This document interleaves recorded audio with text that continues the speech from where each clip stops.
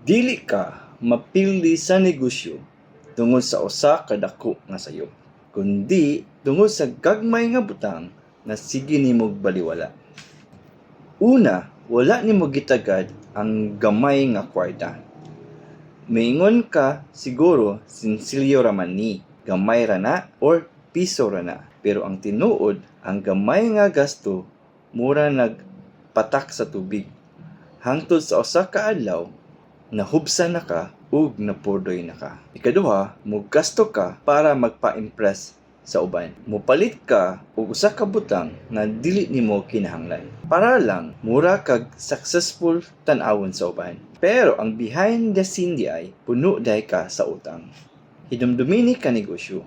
Dili importante sa uban unsay imong gisurob. Mahalon ba na o dili? Ang importante, nipalit ka og butang nga dili para magpahambog sa uban. Ikatulo, wala nimo gitun-an na ang kwarta mo trabaho para sa imo. Kugi ka, naningkamot kayo ka na mulambo, pero walay sistema sa negosyo nimo. Katunan nimo na mag-build og sistema sa imong negosyo. Kay ang goal nimo na mudagan ang negosyo nimo na wala ang presensya nimo. Mauusahay ka negosyo, samtang gigukod nimo ang kwarta. Mas nagkalayo noon nimo. Kay dili igo ang paningkamot, kinahanglan naa kay kahibalo saon pagpadagan ang kwarta sa negosyo nimo.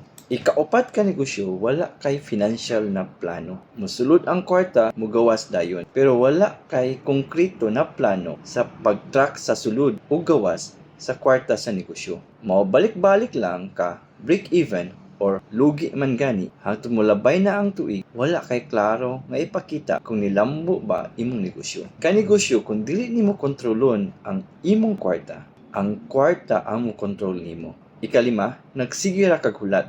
Sigira ka og sulti, ugma na lang o sunod na lang. Pero ang ugma kasagaran dili mo abot. Kay ang oras ka negosyo mao ang pinaka puhunan nimo. Kanegosyo wala ti ka gihadlok, no, gipukaw ti ka.